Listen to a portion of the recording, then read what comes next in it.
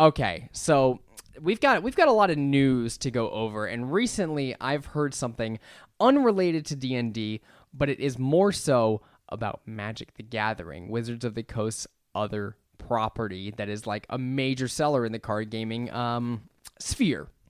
Now, Drew, you and I are familiar with Magic the Gathering, right? Oh, yeah, We baby. played a lot of Magic the Gathering. Have you heard what's been happening in that space recently? The Magic the Gathering tea? I haven't, but now I'm concerned because I still really like the game. So they've done Wizards over the course of Magic the Gathering has done a lot of actually things I think are really cool with the game. They do like the special runs of the different card series. Like they had the Walking Dead one, so it's a lot of just branded stuff that like speaks to different spheres of people. And they're like, oh, it's a multiverse, so it can be whatever. I'm a big fan of the D&D cards. Our good friend Broccoli Patrick made me a really cool deck of, or a really cool commander deck of all the D&D cards, which I love, and I think it's super cool, and I haven't gotten to play it yet at all. Well, yeah, no, I just haven't had the chance to play it. Yeah, who would you play it with? Yeah, exactly. Who was ever bringing their commander deck over? So there's been a lot of drama in the Magic the Gathering community, and for the most justified reason possible. Recently, they had their 30th anniversary. Oh. And so... Woo! Yeah, Happy 30 years, birthday, keep TG. on going. So... I think that's an accomplishment, but...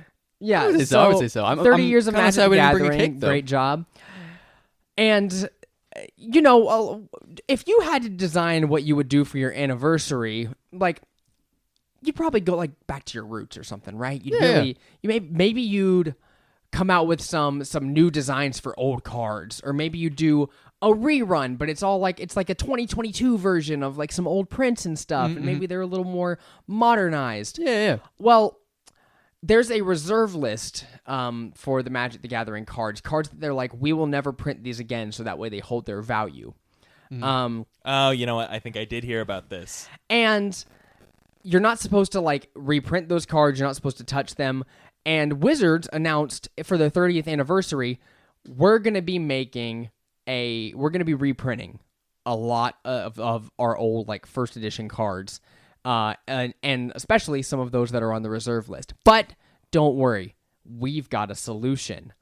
Instead of you being able to buy these cards at a decent price and buy like a pack of them, you know, you open it up and it's a bunch of like the old cards, the stuff you're nostalgic about. Yeah. And, you know, now you can play these in tournaments, right?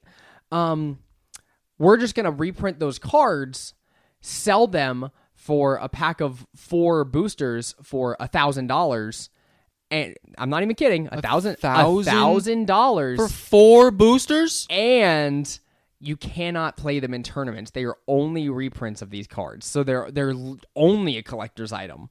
Like you have to purely only want this for the fact that it's a nostalgic card.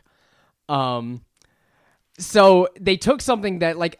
If you said, hey, these aren't going to be tournament legal cards, this is going to be a nostalgia thing, we're selling them for like, I don't know, a decent booster pack price, like $10, right? $10 a booster.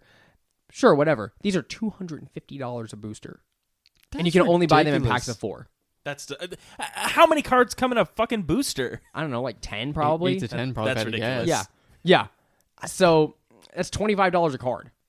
You don't even know what you're going to get. Yeah, exactly. You do not have a guarantee. Like, at the very least, if you're going to overprice and, like, sell reserve cards, like, at least sell them individually so you can get the right ones. Like, hey, I really want this old card. I don't know a whole lot about first edition Magic the Gathering. I'm not, like, an enthusiast or anything. I played for a couple of years. But, yeah, if you're going to sell reserve cards like that, just sell them individually online. Like, hey, you can buy this nostalgic card that we reprinted for $25. Cool. If you're going to sell them at $25 a card.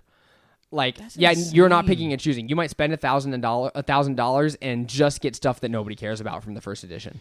It just, to me, it doesn't make any sense. I love the idea of going back to your roots, but if you're gonna break like the vault, if you will, by tapping into your reserve list, why not even make them playable? It just doesn't make any sense to me. Like if I want to play a Soul Ring or like a Black Lotus, I'm just gonna go back and buy them. I mean, they're like $10,000, but I'm not gonna buy them for $1,000. You know what you'll do is just print it out on a fucking piece of cardstock and whip it out with your friends who also have Black Lotuses, because that's what we're doing. Yeah, I guess it's true. It just seems cheesy. It almost seems like a cash grab. I guess it probably is what it is, a cash grab, but still to the same sense, it feels celebratory, but not quite. Yeah, it's very alienating as well to people who don't have $1,000 to spend on these just nostalgic cards that you can't even use. I mean, I kind of get it. I get that it's very nostalgic and it's the off-limit cards, right? So I understand that it's going to be pricey, but a G? That's a lot. For something you can't even play, it doesn't make any sense. I could get 2 PS5s for a G. You could try. You could try to get 2 PS5s. And good news, today, news dropped that PS5s are going to be much more readily available. You might even see them on shelves. Really? Starting now. Production is ramping back. Like they had their biggest month, I think, since the drop of PlayStation 5 this past month because production has been able to ramp up so much. That's insane. Good. Yeah, very good news. So, your joke sucks. Thank you for invalidating my joke. I appreciate it, Seth. But all jokes aside, now that we're talking about MTG, I really do want to play a couple games. Just a couple. Oh, so I heard this this news drop from I believe it was Moist Critical that I heard talk about this on his podcast, the official podcast for anybody that's wondering. And it made me want to play. They talked about Commander and how Commander was a fan-made thing, and now it's like the main casual that game mode that people play. Was it really a fan-made thing? I had yeah, no it was idea. a fan-made mode that was like, hey, this is for casual, like we're not doing like tournaments and stuff. This is just a casual thing that fans made. And now Magic the Gathering like sells OP Commander decks because like it was a thing that wasn't even official before, and then they started selling Commander like decks that come out like every month. New ones come out, and some of them are just like, ooh, these are quirky, and then they drop like 2 that are broken to all hell. So it's like, oh, well, now you're not playing those 2. So again, their practices lately, Wizards with Magic the Gathering, has been really shitty. I hate to say it. Like, I love Wizards because of what they've done for me with Dungeons and Dragons, but I can't overlook your practices because I've seen what you're doing with Magic the Gathering and possibly with Dungeons and Dragons now too, based on what we heard about the OGL this past week. Have you guys heard about that? Yes, and I believe we talked about it last week, so we won't belabor the point, but we're mad because Open Game License is going away officially, I believe, right? They've come out and said it. It was only rumored before, but now no longer are you allowed to create anything you want using Dungeons and Dragons 5th edition or more so 1D&D, whatever that ends up being called when it's released. You won't be able to use that rule set as the basis for your third-party tabletop RPG products. You have to go somewhere else or make your own because we're not. Or you have to get really creative with your wording. Yeah. Which I cannot stand that as like a business practice. Like tabletop gaming has always been a very niche thing, and I want it to be a more widely available thing, right? So why are we making it harder to make things for it? Like we want it to be a big thing. Like we've got the mainstream, chomping at the bit, wondering what Matthew Mercer's gonna say next on that fucking camera. Like, so come on, Matthew Mercer. Now, Critical Role officially, like, instead of having their Tal'Dorei Reborn, which is their own original book, they have to go through Wizards of the Coast again if they want to make something, which sucks. Like. Officially partnered things are great and all. Like I'm as much a fan of that as the next person, but like third party stuff, I think some of their stuff, especially the writing for a lot of the third party modules, is far better than what we've gotten out of Wizards of the Coast. And not only that, but you should just be allowed to make what you want. Like I get it. It's your property. You made the game rules or whatever, and obviously you can't officially. You can't trademark game game mechanics and stuff. Like that's why Fortnite succeeded so much with PUBG, and everything like that. Right. Like you can't take the game mechanics away. So those are going to be there no matter what. It's just like stop being so stingy because now we have to find new creative ways to use this outside of your wheelhouse. Yeah, it just seems like a lot of hassle. For all right, we won't call it Dungeons and Dragons anymore. We'll change it enough to make it intellectually unique, and then we'll call it not Pathfinder but something else. Yeah, we'll call it Dimples and Doodops, and it's our game. It's actually just chess boxing though, but it's D&D related. Which would be sick, by the way. So yeah, those have been the big news drops with Wizards recently, and I gotta say I'm not too happy about it. I'm actually quite angry about it. I'm excited to see where it goes. Maybe something good comes out What of do it. you mean? But I don't know. Maybe something good will happen. I don't know. Pure and simple, I just want people to be able to make content and use it. I will contribute to the D&D community. I will tell people to play this game. I will tell my friends about how cool it is. Just let me make some stuff, man. Come on. Just do it. And to be honest, I don't want to transfer to another game system. I like 5th edition as is. I like the way that we play the game, and I'm gonna probably use one D&D mechanics in the future. It's just like, yeah, I'd like to be able to buy a Kobold Press book if I want it, or I'd like to be able to buy, any of the other like third party supplements if I want to, and it should be easy enough for me to open the book and it corresponds to what the official stuff is, right? Like I should be able to open it up and look and be like, okay, initiative, like roll initiative. Got it. Initiative means this because this is what it means in 5e. Roll your fight dice, guys.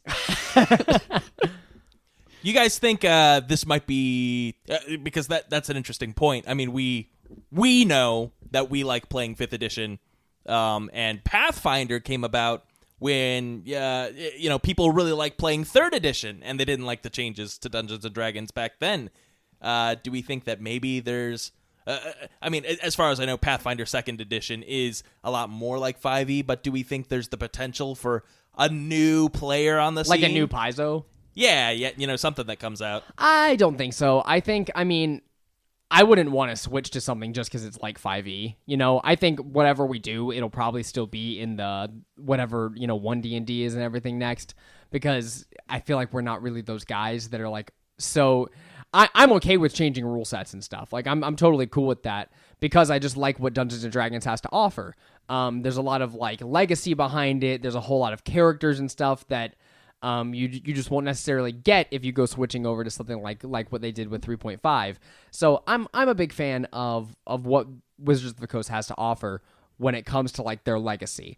And yeah, I think nostalgia in the future will be a big portion of why I stick around. Like why do I buy a new Pokemon game even though they suck?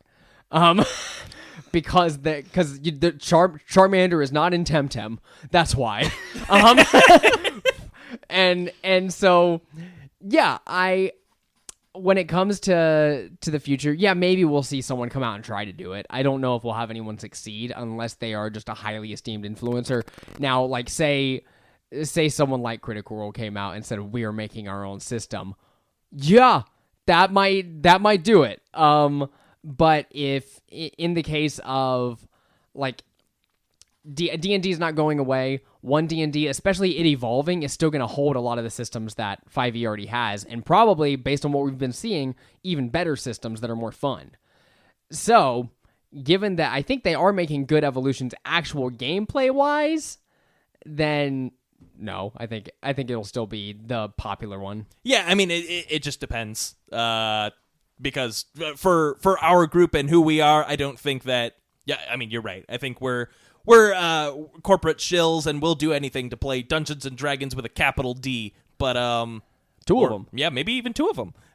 But if this is your fight to fight, I almost said fart. I don't know why. Anyway, if this is your fight to fight out there, and this has struck a nerve with you, know that we support you, and hope you do good things. I know we could swap models, we could swap games, but would we, based off principle? I don't know if I could. I feel like I'm so particular to D&D after so many years. I don't know if I could leave that. Honestly, they would have to do something really bad. Like if all of a sudden they were like shutting down third-party creators and stuff like that. Oh, attacking them. If they were attacking third-party creators and we started hearing about that, I think I'd be like, no, I'm following whatever the third-party creators are doing. I'd be fully on board, like pulling back away from their system, because I'd be like, no, I'm not supporting you until you fix it.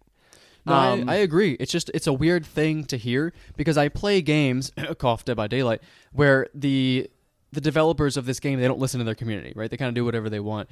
But I feel like I've had such a good experience with D&D. I feel like they listen. I feel like they put out content that we want, and especially with the new One D&D content upcoming, with all the feedback, they're really listening and they're really changing things over and over again to really please the audience, the players. So it's weird to hear of this decision because I'm really not in support of it, but I am very in support of them as a company. So I'm excited to see where it goes. I am as well right now. Yeah. Now, yeah, I believe Wizards is owned by Hasbro, is it not? Yeah. Meaning that them as a corporation, like Hasbro, is literally, they make things just to make money. Like, I am not in support of Hasbro.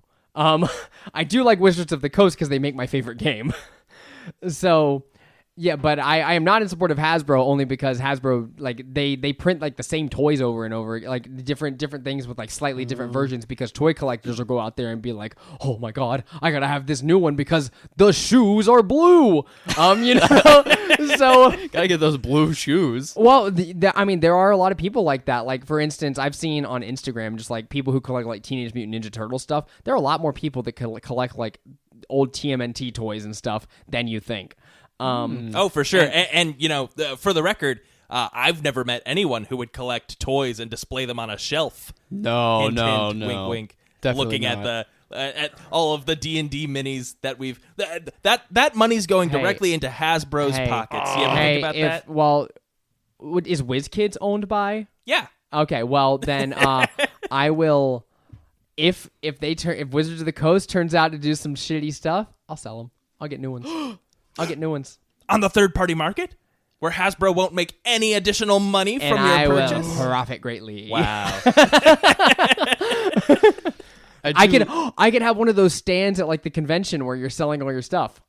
Sure. Yeah. Yeah. Hey, I'm gonna have this table and I'm gonna sell each of these for like $10. I just love the idea of like this undercover black market D&D world where it's like, hey, I got an ogre for you, $50. It's like, what do you mean? It's just the idea that they're so expensive little minis. It's super funny. Yeah, no, I love my minis. I do have a lot of third-party minis, though. Gonna be like, you can see over there, I've got the Epic Encounters minis. I have a lot of third-party minis available over there, too. So, just saying. Well, yeah, it's a whole ass hobby, too. Like, you don't have to buy the officially licensed stuff to have fun with D&D or, you know, whatever your war game of choice is. And so. I won't be for the end of our campaign. I want to play a big war game. I still want to try Warhammer really bad. No, you don't. You do not want to buy, paint, and collect an entire army to play one round of Warhammer. No, but if like someone else could do all the collecting and painting for me, and then I just played it one time with all their stuff, that sounds really fun. Just play Fire Emblem. No, you know that's how I feel about Magic the Gathering. Speaking of Fire Emblem, though, you know, just before we get into this episode, I don't know how long we've been talking, but I'm feeling the mood. Have you boys heard about the new Fire Emblem game, Fire Emblem Engage? Yeah. Yeah. No. So just at my first look at this, I'll divulge to the audience that I'm probably the most ashamed, biggest Fire Emblem fan there is. Just because I played the shit out of these games growing up, and you know they were always so cool. And ever since here's my soapbox. Ever since Fire Emblem Fates came out, I just haven't loved the direction the franchise is headed. But every time there's a new one, I still find it in me to shell out however much it is. But anyway, so Engage. They showed the first trailers for this thing, and it's. Have you seen the protagonist for Engage? Oh yeah, I have his blue and red hair. It looks so bad, and you know, when I had the same thought about Three Houses when that game was coming out, Byleth. I just didn't like the weird hanging sleeves thing. I love Byleth. Yeah, but now the new guy makes Byleth look tame, and it's like, oh, that's a pretty good design. So I always liked Byleth's design, but I've watched Engage. I've seen all the trailers because I watch every Nintendo Direct. And based on just the look of the game, I'm like, this looks like a toned down Three Houses. Yeah, and it's exactly. also only playing on fan service because the whole idea is like we're calling back these heroes from the past. Marth, Byleth. Those are the names I know. Yeah, so that's the problem though. Like when we're making new Fire Emblem games and we're saying, all right, what's the new mechanic gonna be? What if we summon the heroes from the old games? Like we've been doing that for however long now. I just don't know. I don't know if it's gonna sell. All that said, though, I will not be buying this one, but I loved Three Houses. Yeah, this game is coming out on January 20th. And it does, the Three Houses was so good, and it does look pretty good, and they've been advertising the shit out of it to me on Twitch and YouTube, and so I don't know if I'm even gonna play it, but I might just have it in me as a Fire Emblem shill. Yeah, they got Lyn in this one, so maybe I will not look down on you for it, as I love the game mechanics in Fire Emblem. I'm a big strategy game kind of guy.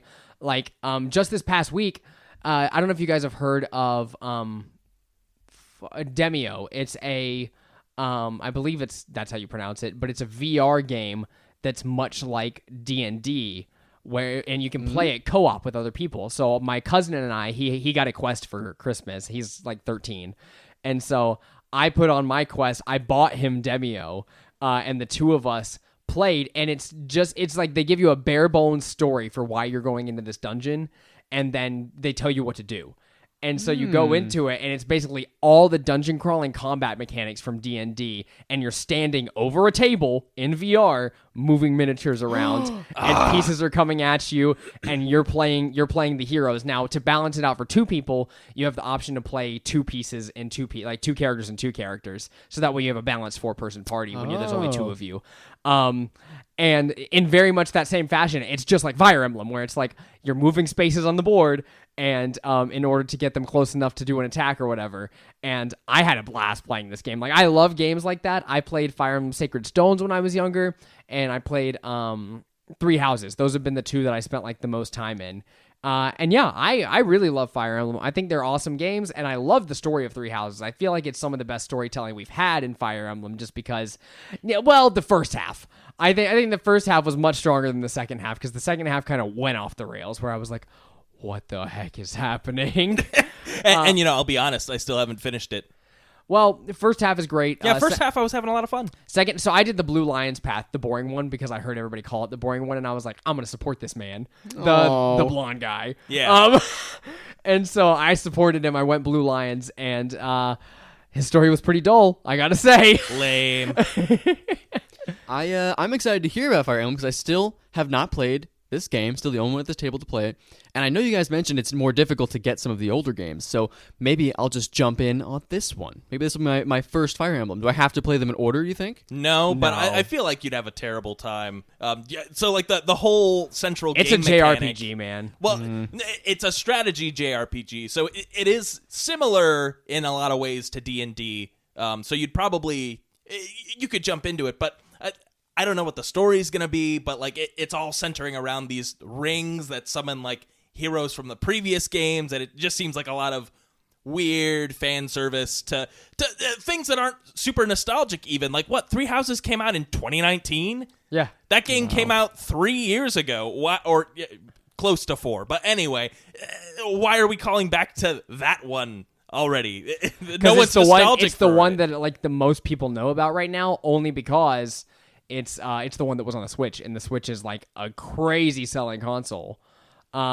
Like the ones on the 3DS were good. Well, kind of. Well, Awakening was good, right? Yeah, Awakening was great, and you know what? Fates, the gameplay of Fates was great, but boy, my issue with Fire Emblem right now is just the story and like.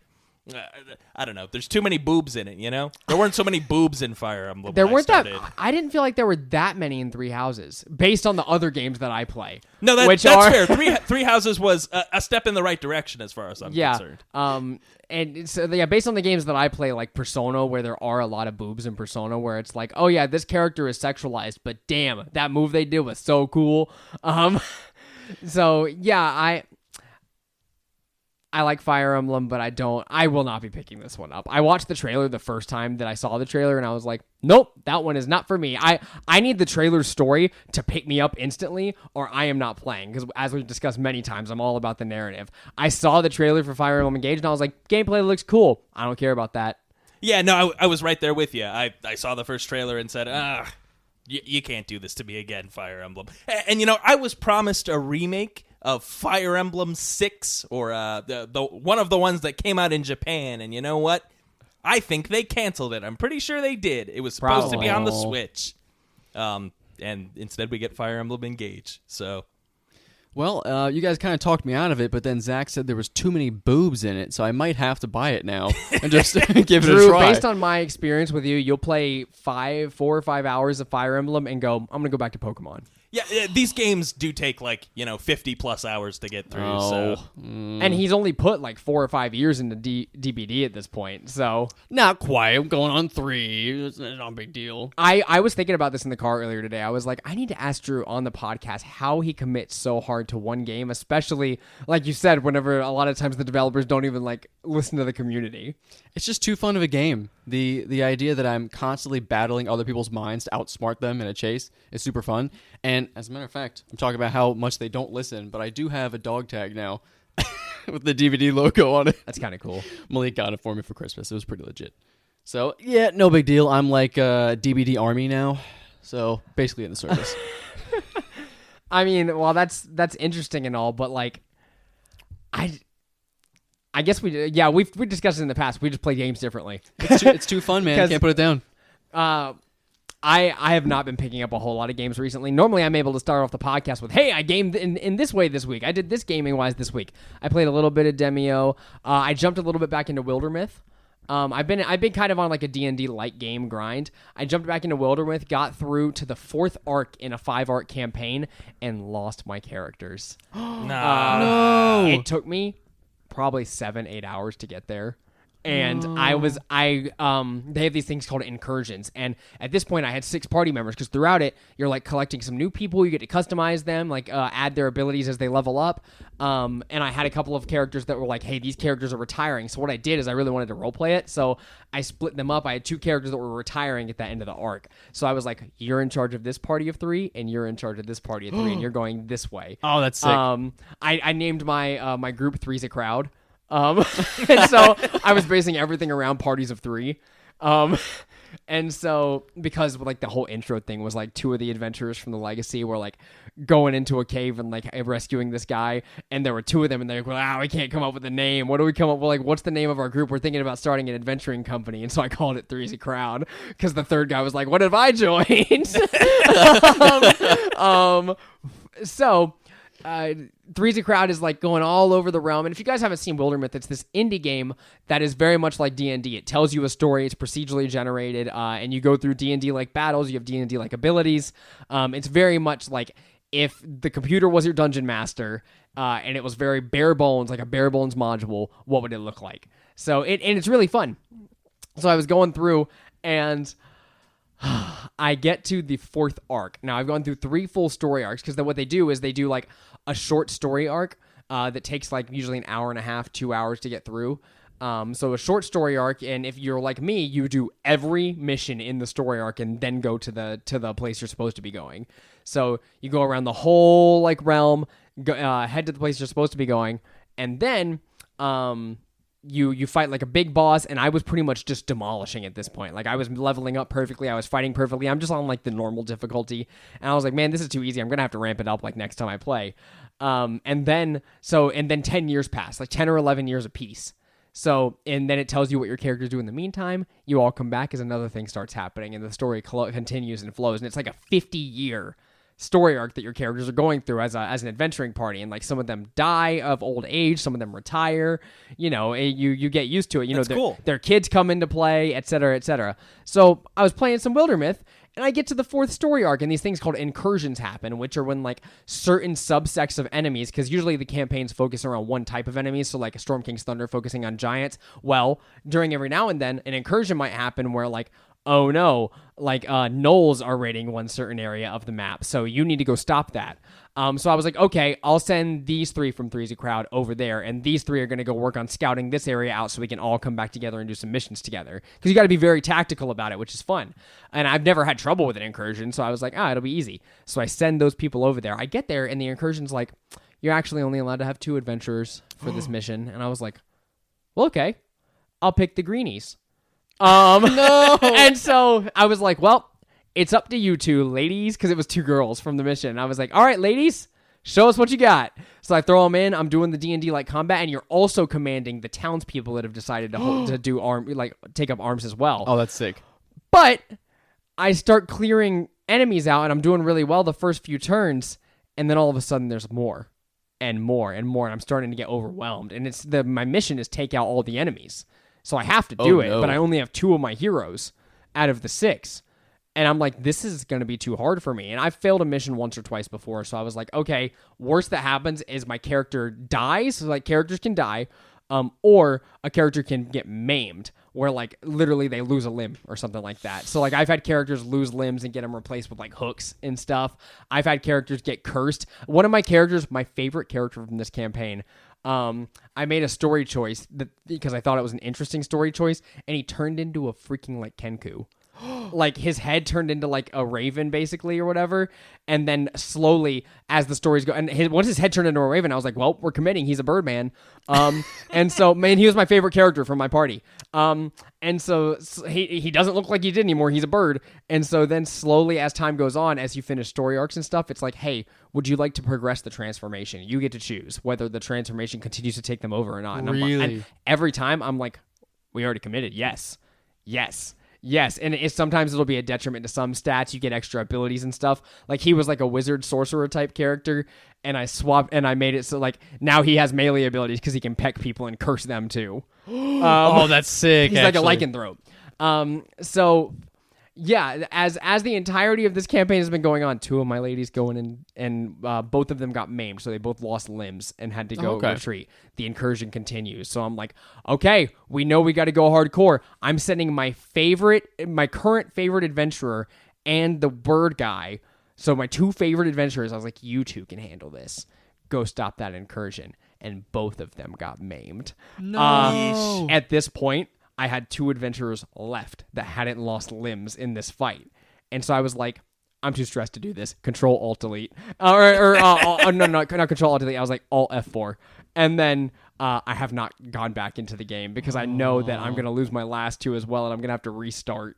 No. So they all get maimed? You have to completely restart? No, if they all die, I have to restart or like and stuff. But if they all get maimed, they all lose stats and stuff, like minus 30% accuracy or like minus 30% strength and stuff. Like they get maimed. They lose a limb. That was my next question. Is I was thinking it was probably flavor wise. It's like, oh, you failed this mission, so you have one more chance not to die. But they're actually, nerfing your abilities here. Yeah. When that happens, like they nerf your abilities. You get to choose too. Like you can let them die and like do a certain amount of damage to all the enemies in the area. Like they go out with a bang, or like you can give a certain amount of buffs to all of your allies because they went out with a bang or whatever. That's cool. Or you don't let them go out with a bang and you let them get maimed.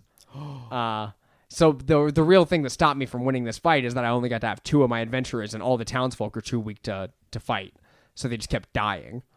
Would you allow us to do that in D&D? So if a high-level caster were to perish in a battle, would you allow us to cast like one final powerful buff on our allies?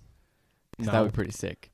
That would be really sick. No, you should have done that before you died, idiot. What if you were like a really high power, like an arch sorcerer, right? Because the magic comes from within. So if you die, there's like this if they have a pulse kamikaze of wild magic. Really? Yeah. Oh, that'd be or so a wild sick. magic type deal, yeah.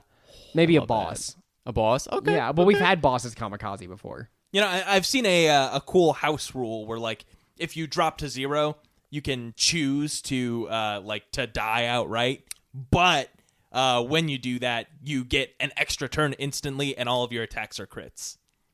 Oh my god, I've never heard of that before. Who came up with that? Do you know? I don't know. It's I like that one, but I would also say that your resolve as your character is death at that point. So like if the Revivify or something tries to go off, it'd be final.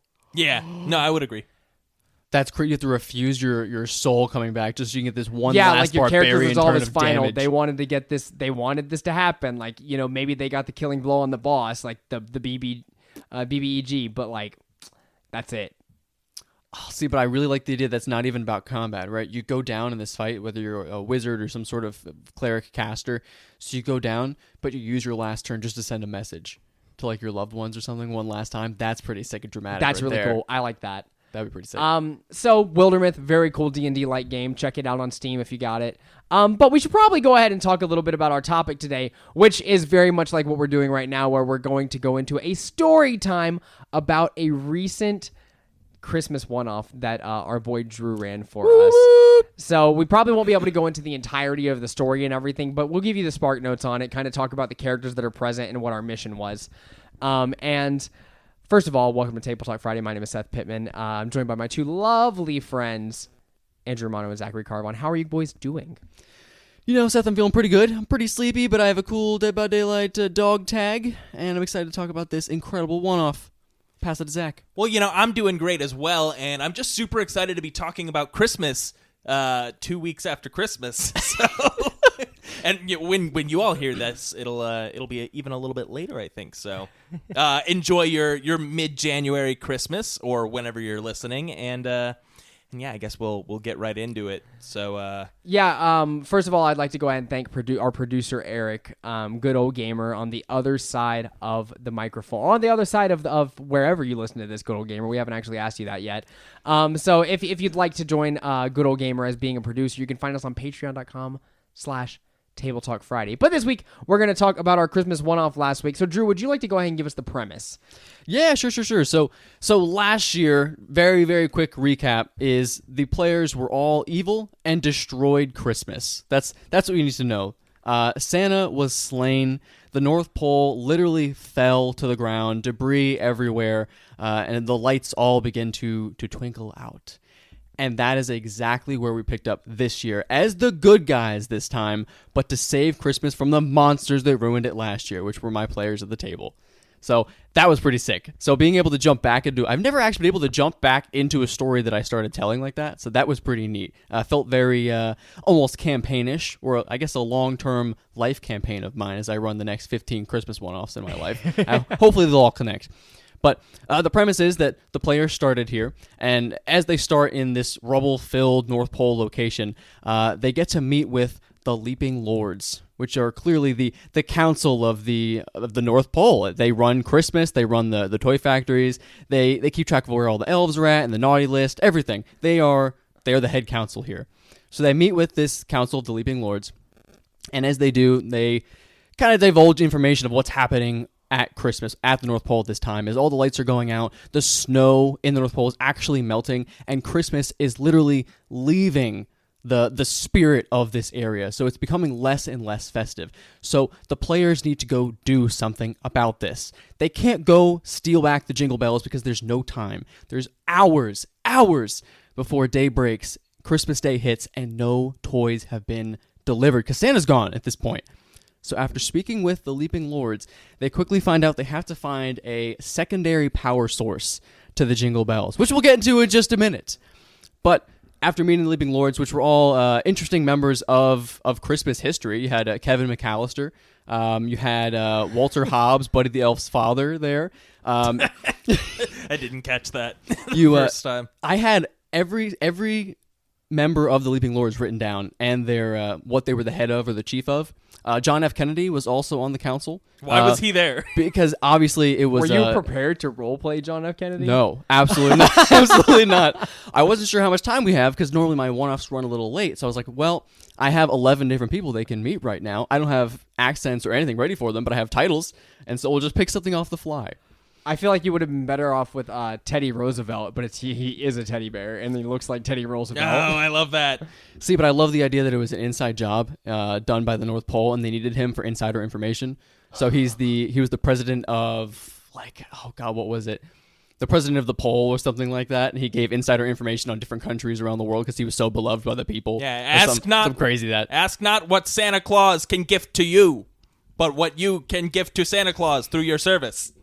One small leap for the holidays, one giant jump for the North Pole, or something like that. Was Neil Armstrong also there?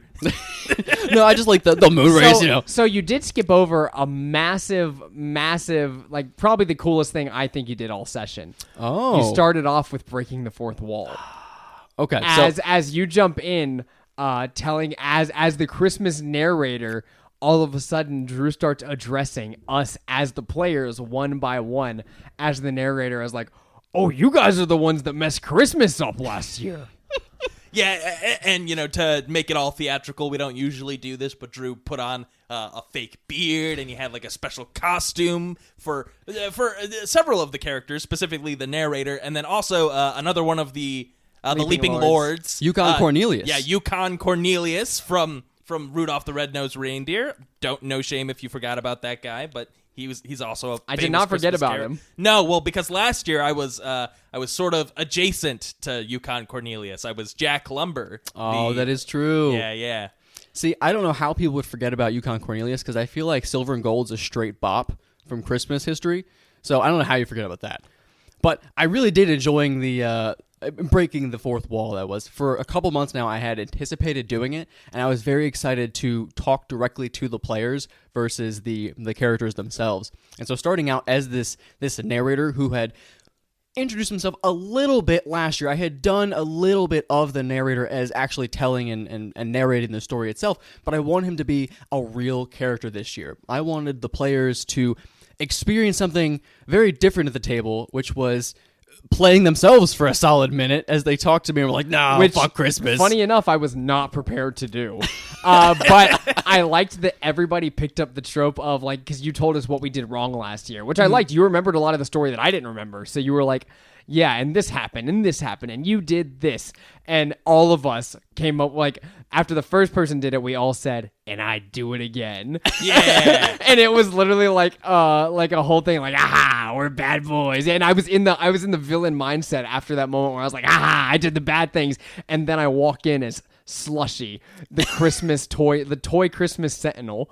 Yeah. So the opening scene in the Council of Leaping Lords, they've summoned their adventurers to go and rescue Christmas. So of course we all get a little dramatic entry moment where we have someone walk in the room, and I'm pretty sure that's entirely because Seth said he wanted Back in Black to be playing. And it was a joke at first, but then when he said I could do it, I was like, yeah, I'd like Back in Black to be playing whenever my my character gets introduced.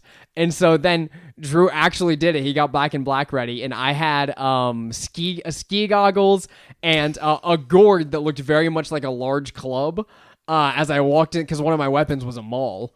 So as I come walking into the room in full costume as Slushy the Christmas Sentinel, and sit down in my chair. And so then afterwards, other characters had their introductions, which were... Well, yeah, and just before we get off of Slushy, I just want everyone to know that you were a Christmas toy, brought to life by Christmas cheer and Santa Claus and whatever, and you were the Sentinel of the North Pole, right? So like whenever emergencies happen, Slushy is activated.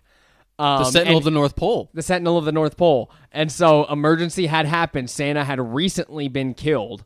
So Slushy is activated. Like, bring Slushy out. We need someone to help save Christmas.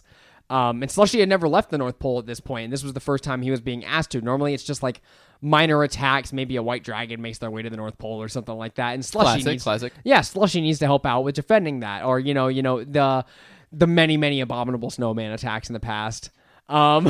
Anytime anyone else wants to steal Christmas, which is apparently fairly frequent. All the time. Slushy would be there as well. Yeah, so Slushy is introduced, who I modeled him very much after Jack Frost from the Persona games, just because he looks like a toy. And I wanted to be a toy snowman, and so I used the autonomous stat block. I was a paladin, 7 levels paladin, 5 levels warlock, hexblade warlock, and Oath of the Hearth from the Kobold Press Tome of Heroes book. Which is very cool, by the way. Yeah, it is very cool. I did not get to use my cold evasion ability at all, which I'm so sad about, where it's like, if anybody's within my 10-foot range, we have evasion on, like, attacks from cold-based stuff. So, didn't get to use that, but I did get to do some really cool stuff. He was literally a crit-based character. I crit on a 19 and a 20, and I think I had a base of like over 70 or 80 damage, then adding in the dice rolls if I did all my Divine Smites on a crit.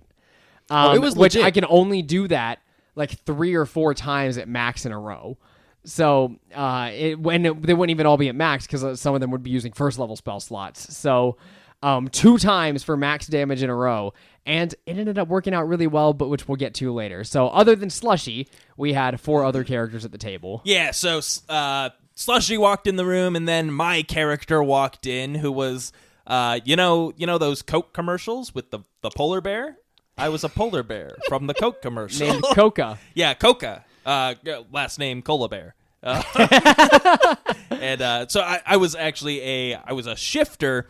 So I was a human man who, for the Coke commercials, turns into a polar bear.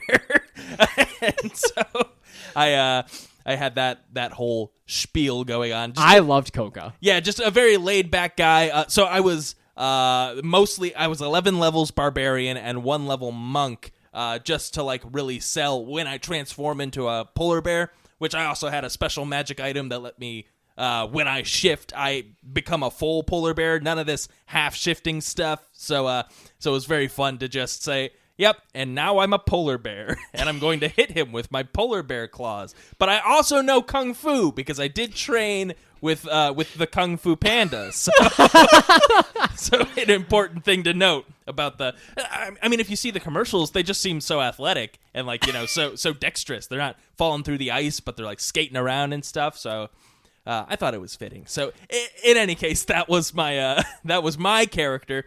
And then we had, in addition, Elf McElferson. of course, Elf McElferson, who was just the elfiest elf, and he was As much elf as you could be. and his specialty was cookie making. So he was an artificer. I think he was pure. Yes, he was pure. an alchemist artificer. Yeah, and so all of his special alchemy brews and all of his special abilities, he reflavored as cookies that he would make, and then he had a little homunculus servant. Or maybe it was like a second homunculus servant, because he had a little toy nutcracker, and then he had the brave little toaster, who was also there, who would fling cookies into our mouths when we needed to get an extra boost. Which turned out to be an amazing benefit in combat. Oh, absolutely. yeah. He was awesome. It was like, all right, I'm going to use my reaction, and now I've got 15 extra temporary hit points. Or like, okay, now I can use my reaction for this, or I can do this on my turn. It was all really cool stuff. Which it's actually hysterical, because I was talking to Sean beforehand, and we were building his magic item, and the first thing he wanted to do was basically the exact same item that Patrick had. And I was like, well, we could do something like that, but maybe not like just like that. And so he said, okay, well, I have another idea. And then he described very, very similar, akin to Seth's item, and I was like, maybe we do something a little different than that. Yeah, and I didn't describe my item, but it was I had a bat basically that transformed between naughty and nice. So when it was tiny, it counted as a club, so 1d4, and it was nice. I wasn't feeling angry. It was all run on Christmas cheer, and I had 3 charges. Upon hitting them, I could use I could do a smite damage for 1 extra d8, and they make a save against my athletics because I'm adding like the power of Christmas cheer into it, or else they're thrown 10 feet and prone on the ground. Now I could also transform this whenever I had the nice one out, I had a shield out. And then whenever I'm doing big damage, I transform it into this giant like bat, which I counted as a maul because I'm 3 foot tall. But it's like the same height as me, so it was like a big maul, and it has spray painted on the side of it like graffiti, naughty all the way down it, and it has the same ability, 1d8 extra, hit them back 10 feet, and they get thrown prone. And it ran on the power of those that were naughty that year. And that proved extremely handy later on when you were beating on prone bosses, perhaps. Yes. It did come in handy a whole lot, and it also just adds an extra 8 damage if I get a crit. Which was very cool. The one item I didn't mention from Patrick, that the one he actually didn't end up using later on, was what he wanted. The first thing he presented to me as magic item, said, yeah, it could be pretty strong. He said, well, I want to do basically the deck of many things, but the toy sack. And I was like, oh no. So we went back and forth for a little while, and we ended up not using it because it was a little intimidating trying to coming up with something that was very deck of many things-ish out of the bag. That's an amazing idea, though. Oh no, it was incredible. I was very hyped for it. Also very, very scared. In the end, we ended up on it was a wand of fireballs, but it was flavored, so it was like a coal launcher, and all fireballs were at 5th level minimum. Wow. So that was pretty sick, and it actually came in pretty good handy. I didn't tell anybody to bring fire to this one-off, but a whole bunch of people brought fire, and it worked out pretty well. Just about everything in the one-off was vulnerable to it. Yeah, being able to change my smites to fire damage was very useful. Well, yeah, and so I guess we'll get into Patrick's character as well. So he was actually a returning guest from last year. So last year he played Makeup Charlie, sort of like that ghost from A Christmas Carol. But at the end of the one-off, he was the one to land the killing blow on Santa Claus, and per the Santa Claus, became Santa. So he returns, but now he is Santa Claus, and instantly he is good. So this scary, decrepit, decaying, ghostly Santa Claus joined our party to help rescue Christmas as well. And I like the way you justified it, where because we were 2 levels lower, and so where you were like, "Oh wow, he just really hasn't gotten a grasp on what it means to be Santa yet." Well, I'm It thinking was so funny. if it's like in the movies where if you kill Santa, you become Santa, there's no way you're fully Santa right away. Even in the No, movie, it's not how it no. works. It took a little while. You He have to became attune fat, to and he got it. his beard, and he started eating cookies and everything. It took a little while. And we were 2 levels lower than last year because I didn't want it to be extremely overpowered with all the items you guys got later. So that's how it worked out.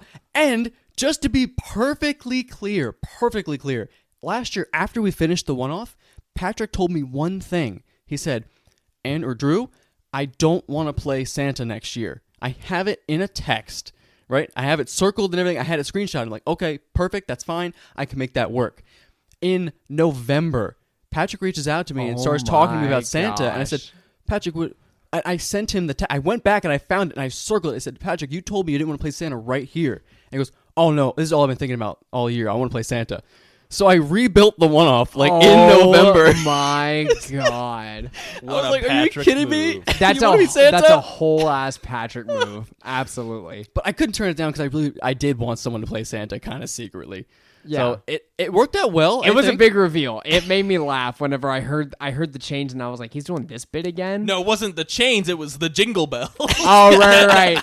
So last year, anytime he would talk, Jacob Marley has the chains on him, and they're always rattling around. So he'd always play anytime he says anything. Oh, I think we should go left. And he would play on his phone a sound clip of chains rattling. Yeah. And it was so funny.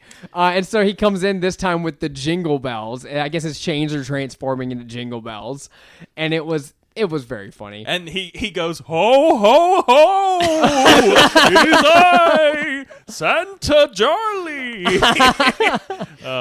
I'm so glad he did it. It really was a fun thing, and I was excited because worst case scenario, if you guys were really stuck, I was like, well, Santa will know something, and so I can have him make a check and be like, oh, well, he knows this is happening, or it was a little like get out of jail free card. So it was handy to have a little Santa there as a DM. So last but not least, we had Chase's character. Jingle Jangles. Jingle Jangles. No, please, Jingles, it was Jangles. Jingles. Jingles Jangles. I was terrible with names this year. It was awful. But Jingle Jangles was Yeah, actually me pretty every cool. time I have to run a one-off because of how many character names I've had to memorize from you people. I forget my own name when I'm playing my own character one-offs. I don't understand how people do it with all those Yeah, so different Jingles characters. Jangles. So Jingles Jangles was a very legit toy maker. He was like a senior toy maker at this point. So he had been for so many years crafting, but he was also a little bit of a klepto. So over the years, he'd been stealing toys from other departments, and he felt very guilty about it. So he decided this year he was going to redeem himself, and he was going to make up for all the toys he had stolen over the years and really take one for the team and go on this adventure to help save Santa and the North Pole. So he had a really cool redemption arc, which tied in very well to his magic item that he got later. I never got any of those vibes from his character. Well, to be perfectly fair, we talked about his background just a little bit, but he was very, very into his magic item, which took a long time to build. And the idea was that he basically had a blunderbuss that shot candy cane shards out. And it started off, first of all, it procced sneak attack. We allowed that.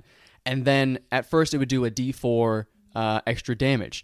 Then if he landed a hit, it would become 2d4. And if he still hit and didn't miss, it became 4d4. And it doubled all the way to 8. And I think the only reason we kept it at 8 was because sneak attack still procced. But 16 D4 was definitely an option on the table at this point. So it was the idea that he could just keep building upon his damage, and as a rogue, just blast something away with his candy canes and shred them up was pretty sick. So now that all of our adventurers have assembled, we are given our mission, which is to find some ancient relics that are not the Jingle Bell Rocks. It wasn't the Jingle Bell Rock. It was not the rock. That was, I thought we had solved everything at that point because Sean comes out and goes, "Oh, so it's like the Jingle Bell." So like the Jingle Bell Rock. We're getting the Jingle Bell Rock. And he was like, no, we're not doing that. So I fully believed at that point that we had solved the mystery. Like, oh, we're going to get the Jingle Bell Rock. And that wasn't the case.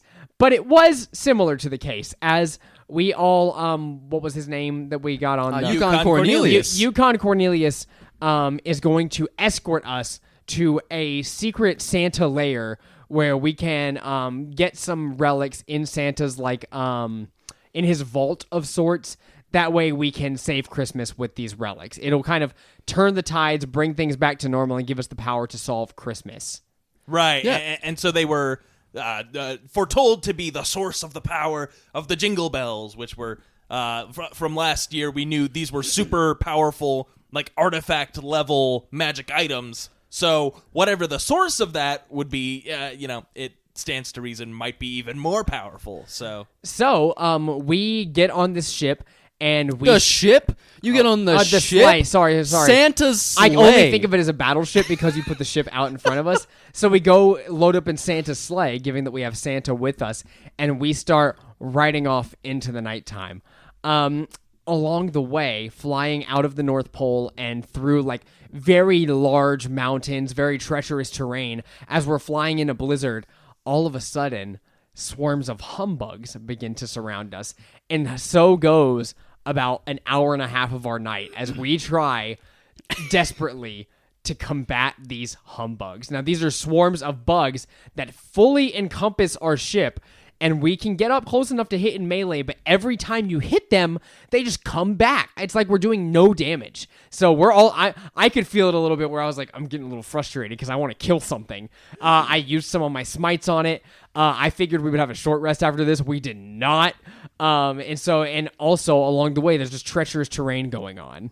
The humbugs in general, they were vulnerable to cold, but it turned out we needed to use... It turned out after a long time of us trying to figure it out, we needed to use the power of Christmas spirit in order to progress the sleigh and make it go faster than these humbugs. Well, you know who didn't tell us that? Yukon Cornelius, who flew out against the humbugs and sprayed his little spray and died. Yeah, so that's how this combat opens up, is Yukon Cornelius says, oh, don't worry, I've got this, I have humbug spray. He flies, because I guess he can fly off of the sleigh and starts spraying his humbug spray. It doesn't do anything to them, and then they encase his body in ice, and he falls petrified, hundreds of feet to the earth, where I'm sure he's shattered. So that was awesome. No, I think he's fossilized in the snow. Could be. Alive. He could be. I did have the idea, and it never came up because there was a big, thick blizzard. You guys were fighting through the swarm. But if you guys had ever talked about jumping ship, there was actually a frozen lake beneath you that if you had decided to land, it would have helped you get away from the swarms. They were so high up.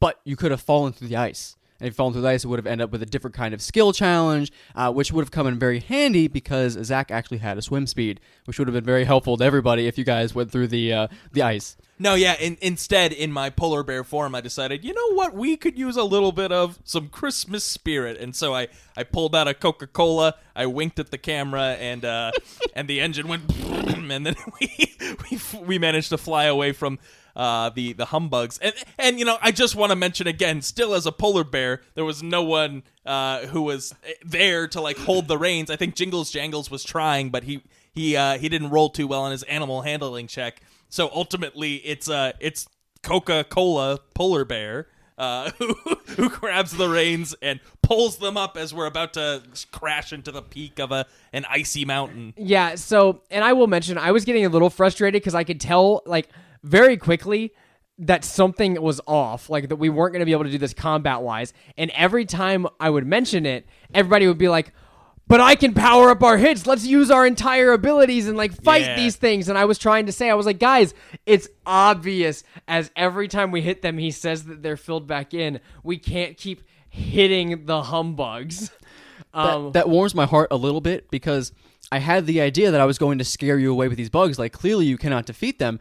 And then when I got into the session in practice, I was like, oh my gosh, I feel like a douche. Like, I'm I'm crapping on my players right now, and like there's nothing they could do about it. So I wanted to tell you guys like there was no hope, but I was like, well, I can't let them have no hope. I have to. I have to said lead it them on like a 5 little times bit. though. It wasn't your fault. Every time someone would go a turn, they would go, I'm gonna hit it, and I go, but we're not supposed to do that. Like, it's obvious. If you hit it, we're just gonna waste a spell slot, or we're just gonna waste this. I was a little afraid as I was coming up with this session because I feel like you guys, knowing me, and the few one-offs I've run for you with random teleportation things disappearing, random blood magic that's not in any of the books, right? I figured you would just assume that you had to use Christmas spirit to get out of this fight. So I was like, well, I have to play it off like that. It can't be that easy, right? Like, surely Drew's going to play it different this year. But no, I can't just do it in regular combat. It's got to be difficult and interesting. It's got to have some homebrew in there. So, we do eventually figure this out using all of our different wits and tools in order to speed up. I think I was the only one who failed their skill check as I tried to cast a Burning Hands off the side in order to speed up the sleigh, which I thought would be really cool, but I failed my skill check on it. So I ended up not doing that and just wasting a spell slot. It was very sick, though. Yeah, the skill checks were all really cool. I liked the idea of us like almost crashing into things and having to figure out a way to like make it work. I loved the skill challenge, and then we finally reach our destination full speed. All of a sudden, a giant magical door is in our path. We were going the right way. Yukon wasn't an idiot, though he's dead. He was an idiot. And all of a sudden, we get to the point where the reindeer going full speed do not slow down, and we crash through this gigantic door, and I, standing on the back, fall off of Santa's sleigh, luckily getting featherfalled by an ally, and then fall cleanly down into this giant like chamber where I don't know if you explained it at first, or maybe I wasn't listening, where there were just doors all over the place with different symbols over the top. There was not multiple doors. There was only a single door at the end of a very long hallway. And I tried to convey that because Cola was trying to slow down the sleigh. Or Coca, I'm sorry. Coca was trying to slow down the sleigh. Please. And so as you My God-given name. as you jammed your hands against the Mr. side of the Cola. cave. Mr. Cola Bear, please. Proper like you don't titles. even know my name. So as this sleigh, the battle sleigh, by the way, that transformed in mid-combat, smashes through this magical door, it starts sliding down this very long hallway. You know, the sparks are flying. Coca's trying to hold the sleigh back and slow it down, and you very carefully featherfelled back. And as you sat up and the sleigh launched farther ahead down the hallway, you did meet one of the only allies to be brought back from last year. The Silent Knight, who was an enemy we fought last year, and this time was a friend guarding Santa's like vault. Very cool. I love the Silent Knight. Every time you try to do something, like he just doesn't make noise, and it's great because my character, being just the fun sentinel talkative guy he is trying to figure things out because Slushy does consider himself an investigator with his 7 intelligence, and so as we're doing things, I'm like, so why aren't you talking? You know, so really just irritating him as much as I can and just questioning. And we end up in this giant chamber where, you know, the sleigh comes to a halt. The reindeer are fine, I guess. And fun. Totally. Everybody, like, we head into the room with Santa, who... Yeah, go ahead. And so as you go down this long corridor, basically at the end there is a single door. It looks rather plain, with 2 bodies at the bottom of it. And you guys, you know, we're all like, oh, let's back up. I'm not sure what this door is going to do. Clearly, it's magical of some kind. And it actually it was magical to a certain extent, but it had a ward on it, a sort of protection magic to keep out the misfits and the people that were impure at the heart. People that didn't have the true Christmas spirit could not enter here and see Santa's ancient relics. And so you guys were all able to very easily walk on through the door, no questions asked, where inside of this ancient hall, you met, obviously, none other than Carol of the Bells. You know, Carol, good old Carol, keeps the bells here. So funny, dude. And that was probably my most fun character to play. I bought a lantern from like TJ Maxx or some stupid store I was in at the random time, and I happened to spot it. I took my phone, I put my flashlight on, and I put it at the bottom of the lantern, and I waved it around like it was a real lantern. I put a towel on my head like I was a woman from TikTok, where guys are trying to be women or like look like they have hair or like a bonnet of some kind, and I had a scarf as well. And let me mention that this is where the session becomes unhinged. Because this is when we find out that Carol of the Bells is the protector of the 6 Infinity Bells. Does that sound familiar to you? Ba, ba, ba, ba, ba. And then Thanos didn't show up, but No. So recently, it seems that one of the 6 Infinity Bells was stolen by none other than Jack of Lantern, someone who last year stole the Jingle Bell, knew somehow about this vault, goes in and steals one of the 6 Infinity Bells.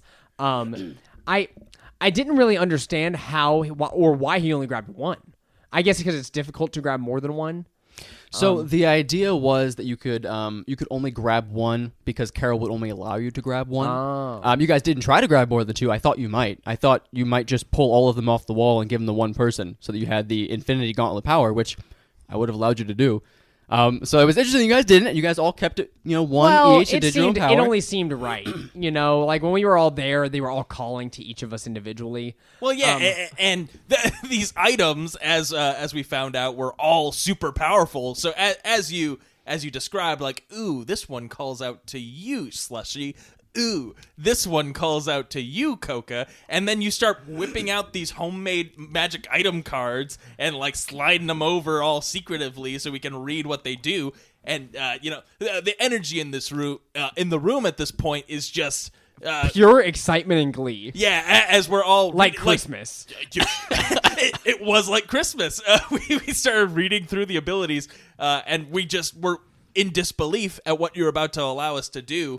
My bell, the bell of time, the green one, the time bell, obviously. Yeah, exactly. It made it so that I was permanently under the effect of the haste spell with no detriment, no concentration required. Additionally, once per day when we roll initiative, I can roll initiative twice and then take a second turn in the same initiative order for the rest of that combat. So cool. And what was my other ability? So every bell, just to be perfectly clear on all the bells, they were very similar in power. So you had a passive ability that as soon as you picked up the bell, you had period, right? Then you had a bonus action recharge ability that you could use, and you had a once-a-day action that you were able to use. The once-a-day action was obviously extremely strong. You can only use it once, even if you swapped it amongst players. But the idea of having a recharge was super sick.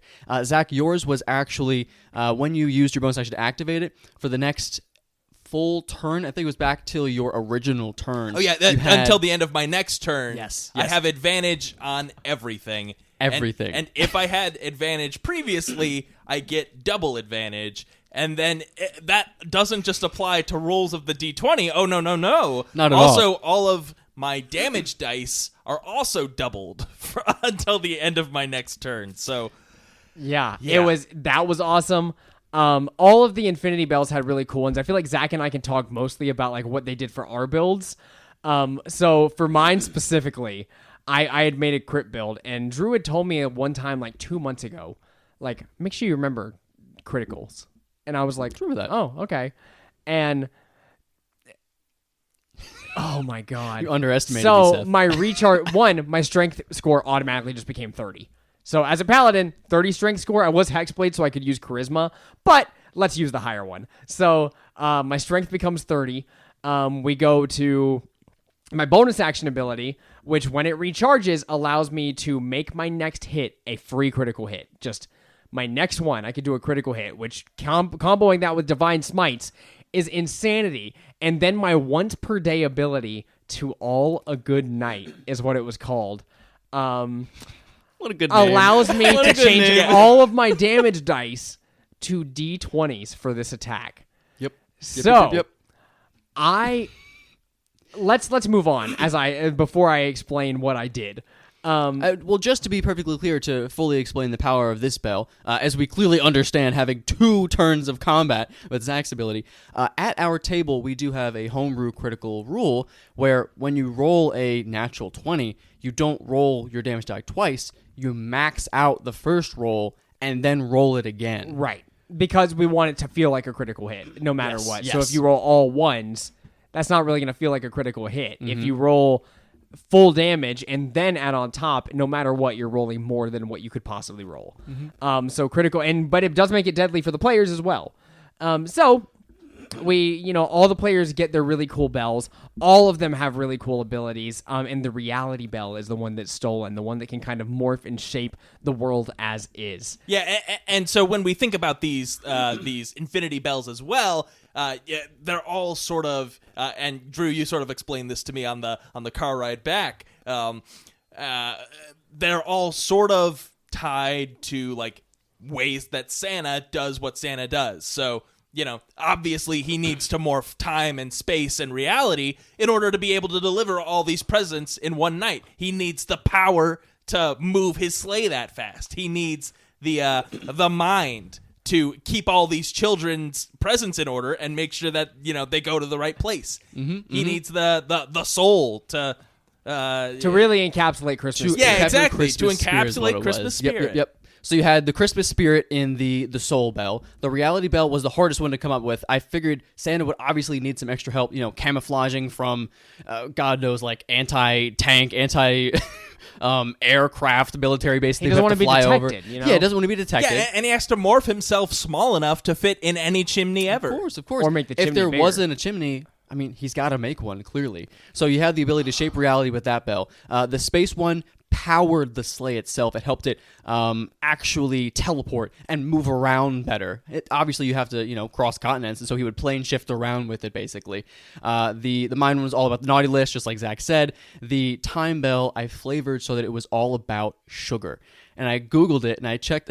I Googled this. Apparently, if Santa eats so many cookies in this one day, it's approximately 10 billion calories in cookies and milk. Okay. Conservatively. And so the idea that you have 10 billion calories worth of sugar coursing through your veins at once, you're extremely fast, and you're able to get anywhere you need to go very quickly to travel and traverse the world, clearly. And then the last one, I hope is the last one, would be the power bell, which had the power of the reindeer themselves. This is where the reindeer got their magical ability to pull the sleigh all over the world in one night. And so it was the power of the stampede. One of the abilities was called Blitz, which was after Blitzen, who unfortunately was not here this year because he was murdered in cold blood last year, mercilessly. Yeah, by me. But just by you, And yes. I do it again, too. That was incredible. You guys all said that. We collect the 6 infinity bells, each of them being assigned to one of us, and having them really correspond to our builds. It was amazing. And then as we're leaving, go ahead. So as you're leaving, first of all, you take 5 of the stones and one is missing, and she explains how Jack-o'-lantern escaped last year with one of the jingle bells, which allowed him to have a pure soul, quote unquote, which allowed him through the door. So you guys see as one of the doors creaks open, as it was just recently opened not too long ago, and you see a broken down magical glider, which is the magic item that Jack-o'-lantern had last year. So the concept was that he crash landed here, got in with this bell, and took out a different bell. He left with one, and he brought it back to where he came from, which was Halloween Town. So as you guys walk through these little corridors, one little door, you see at the end of the hallway that there is an open space with a number of different trees present. And all of the trees have these different icons and symbols engraved on them and painted. One of them had a sort of turkey with some sort of black hat. Another had a pink bunny of some kind standing upright. A third was a 4-leaf weed of some sort. Who knows what these strange doors lead to? I have no idea. But one door was unlocked, and that was the tree with the jack-o'-lantern on it. You guys cross through this tree, opening this door, crossing into Halloween Town itself, the Halloween realm. And as you get there... Oh. And if you at home aren't picking up on this, it's the Nightmare Before Christmas. It's the woods from the Nightmare Before Christmas. We go through the door from... it's like a reversal because Jack Skellington, he goes through the Christmas tree and then so we go through the Halloween tree to get to. All right, continue your story. To be fair, I should have started out this entire talk about this. This whole session was called The Nightmare After Christmas because they ruined Christmas last year. So it was The Nightmare After Christmas, and it was flavor on Halloween, which I thought was really fun. Yeah, I'm so clever, I'm cunning. But so you guys go into Halloween Town. As soon as you walk in, we're running a little low on time, and you see across the way a very large, heavily armor-clad man with a large pumpkin jack-o'-lantern head, a flame brewing and blowing out of the crevices of the jack-o'-lantern as he pulls out his long sword made of a giant candy corn.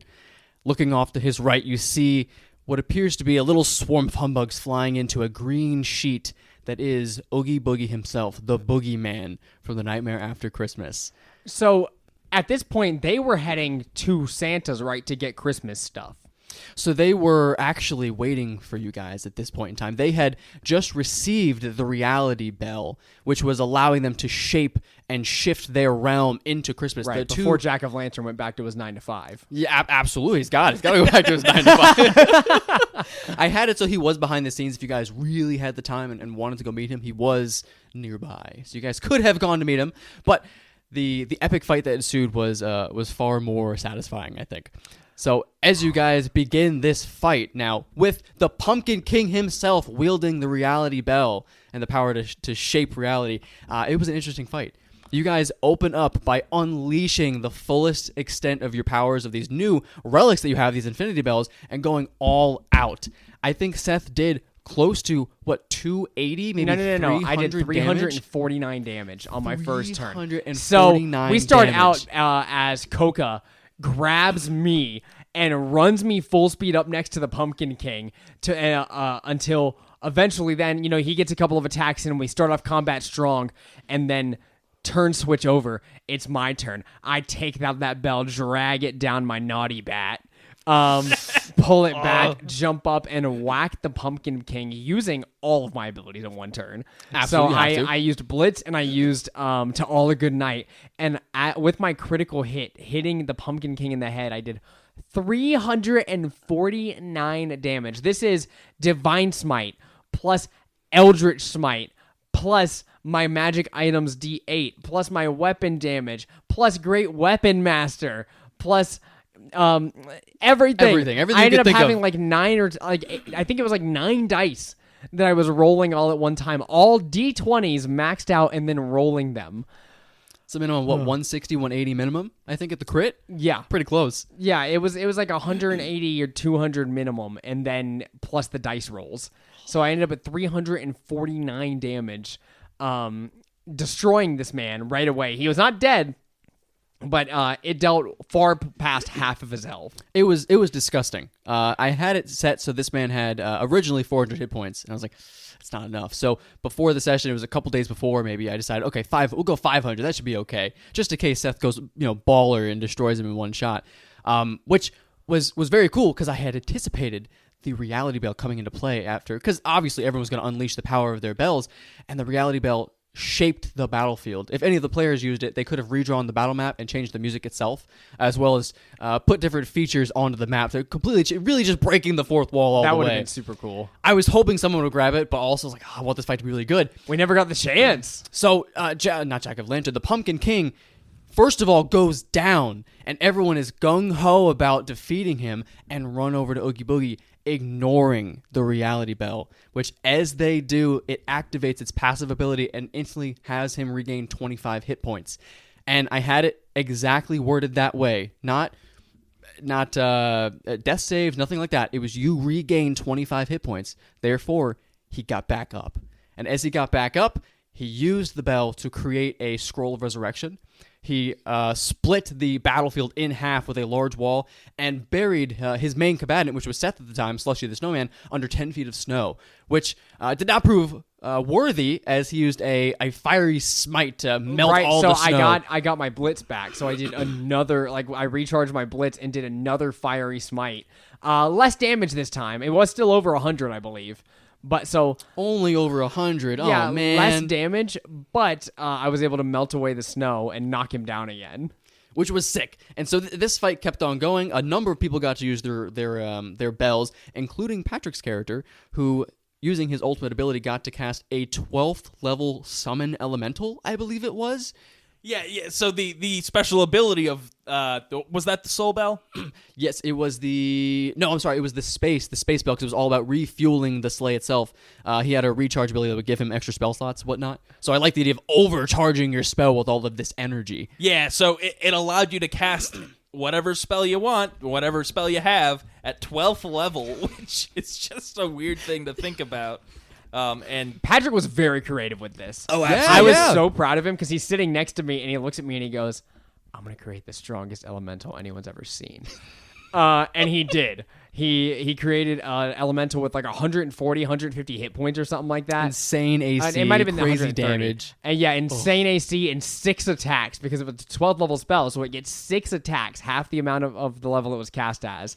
So yeah, this elemental gets 6 attacks a turn, and it's just like, being our sentinel in the battlefield, just doing what it has to do. It was awesome. I was like, what a creative use. I would have been like 12th level fireball. But no, I wanted it so bad. He took it to the next level where I was like, that was the best use you could have done. That's just consistent damage from another creature. It was really sick. I'm glad he used it. I was afraid people would be afraid to use some of their bells because it was a little interesting. Specifically, the reality bell was a little subjective, as well as the 12th level spell, because you could cast something that wasn't necessarily upcastable, but I wanted it to be fun. I wanted you to cast something that was beyond every other spell you've ever cast in your life. Yeah. So that was sick. But you guys actually dispatched them pretty good. With the Pumpkin King with basically 1,000 hit points, almost defeated him multiple times. You went after Oogie Boogie, who was kind of the counter to the tank. The Pumpkin King was tanky. He was heavy hitting.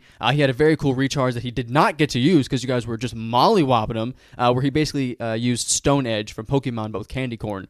So he would have this ripple in the ground that would then spike up with all this candy corn in an area. So that was pretty sick.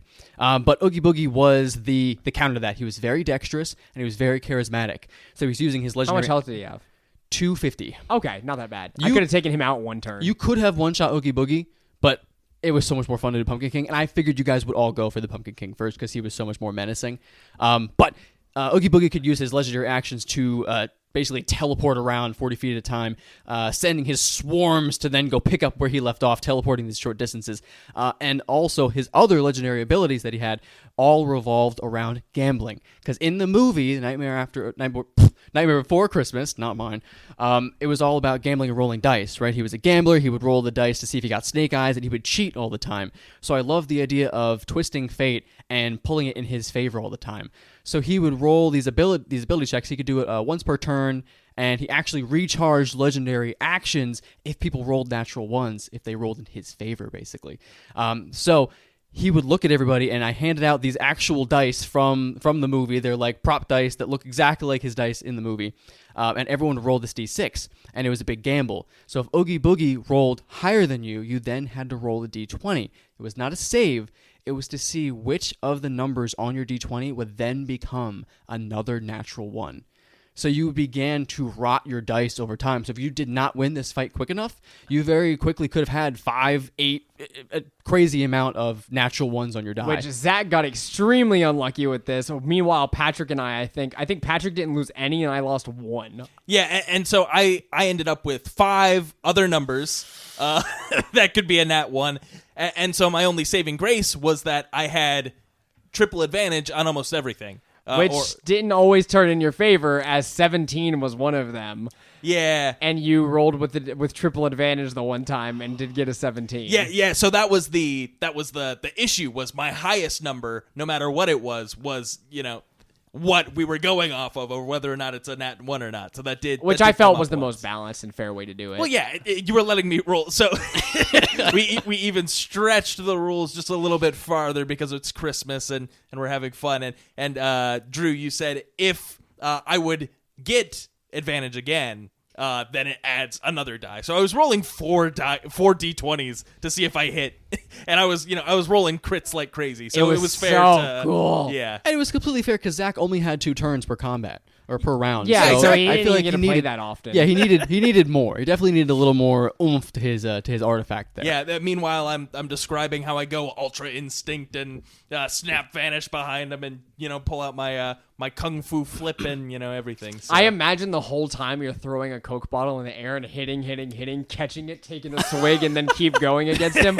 When you were fighting, that's all I could imagine. Ah, fuck! I should have said that explicitly because that's the best thing. Snap Vanish, like you throw it across the battlefield, Snap Vanish, get a couple of hits, and Snap Vanish, catch it, drink it, Snap Vanish back. That'd be pretty sick. Just catch it, almost like a Horizon Walker Ranger, just teleporting around and making your attacks. Yeah, exactly. So, I was a big fan of the combat. Eventually, we were able to dispatch until we got our hands on the reality, because they just kept coming back and back and back, and it was getting irritating because we were all running out of our kits. Like, I think I got down to like 20 hit points at one point, to where we were all like, oh no, this could start to look bad. Eventually we got our hands on the reality bell out of Oogie Boogie had taken it from the Pumpkin King. Just honorable mention, Chase ran up to Oogie Boogie with a sleight of hand check, reached down his gullet, and pulled it out of him, knowing damn well that the humbugs were in there, and he took 10d10 damage for that. Yeah, he was like, oh man, I rolled a 9. Oh wait, reliable talent, 23. Which was insane. I didn't think he was going to reach in and pull him out. That was my safety net. I was like, well, if they start going down, Oogie Boogie's going to start grabbing these bells and eating them. To which case, you're not going to be able to get him out. You're going to take 10d10 damage. Chase didn't care. He stuck his arm down. He took the damage. Straight hero. He pulled the reality bell out, and instantly I, as Slushy, am like, we gotta give him the bells! And so I run over, I give him my bell, and I'm like, oh, I'll take away my power, it's fine.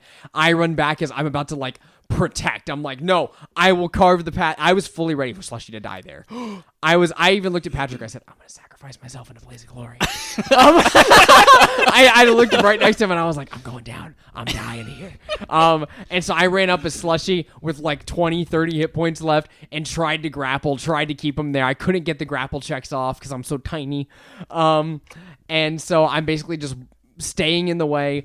Everybody's trying to get, everybody's handing their bells to Chase, and he's making death saves because the infinity bells are too strong. They will kill you if you have them all at once. So everybody's handing them to him. He gets down to the last bell and dies. It was every time you had an additional bell after I think it was after the second one, you had a 10% chance of death. So I had you roll a D100 every time. He made all of the saves except for the last one. Just as he gets the last infinity bell in his hand, he collapses, and they're all just sitting on his chest while he's dead there. We didn't realize that he called it out. We didn't realize as it came to his turn, he was dead, clearly. But the wording of the reality bell said that you regained 25 hit points. And so he got up 25 hit points, beginning of his turn, all 6 bells in his possession, and becomes Thanos, basically. He could do anything he wants with this. And he even made a joke about having the Infinity Gauntlet earlier in the session before he knew it was happening, which is hysterical. Yeah, none of us knew that was happening. No, absolutely not. Very well-guarded secret. But as this wall is dividing the battlefield, he just... Oh, go ahead. Can I just tell you, I thought we were doing an Infinity Stone thing after the beginning. Okay. But I thought they were going to be the 6 Jingle Bell Rocks. That would have been good too. So after the beginning, I was like, oh, the Jingle Bell Rocks, and they're based on the Infinity Stone. He made a joke about the Infinity Gauntlet. That's what we're doing. I thought that at the beginning. Really? Yeah, because the whole joke had come up, and I was like, that makes sense. Like, he made an Infinity Gauntlet joke. I was like, what if that was what we were doing? I didn't think they were going to be the Infinity Bells. I thought they were going to be the 6 Jingle Bell Rocks. It was complete chance. He made that joke. I did not tell Chase any extra information than you guys had. It was a complete run-of-the-luck chance that he made that joke at the table, which was absolutely hysterical. So we get to the end here. He has become God. To where he blocks off the door as the Pumpkin King and Oogie Boogie we had killed Oogie Boogie at this point. So the Pumpkin King, we cut him off so he's not allowed to leave, and we start to talk. And turns out the Pumpkin King just wanted a bit of Christmas cheer in Halloween Town, and we were like, oh, well, that's it? All this maiming and killing and fighting, and we could have just given you some Christmas? And he's like, well, yeah, we just, that's not how the realms work. We can't, cross over the realms like that. And we're like, we'll get you some Christmas. So we start changing reality. I was like, let's bring your friend back to life. We bring Oogie Boogie back to life. We're not fighting anymore. And all's well that ends well as the Infinity Bells are returned to the North Pole. We're able to save Christmas and get it back on track. I assume Santa Jarly went around and delivered all the presents on this day. Absolutely, he would have. And yeah, all's well that ends well, and Christmas is shared with the other realms at this point. So everything is hunky-dory. And as the narrator stands there narrating the end of the story, explaining how the players, finished their epic adventure and redeemed themselves from the previous year, something comes from behind the narrator. He turns around and yells, "What is this? What is this about a kidnapping? What? And we end the session there knowing that next year the narrator is going to be kidnapped in next year's Christmas one-off by the players. Can I just put in a request, too, for another year? Absolutely. I would love to have a year where it takes place in one of these places where we've brought Christmas to, and just all hell breaks loose. Like where we go to the end of the rainbow and we celebrate the St. Patrick's Day, so we're all playing as like little leprechauns, and there's some bad thing happens in Leprechaun Town somehow related to Christmas. I love the theming of this and how we've now spread Christmas cheer all over the place. So yeah, next year narrators captured. The year after, the Nightmare on Gold Street. Nightmare on Gold. That's it. You got me. You got me. The yellow brick road at the end of the rainbow of Oz.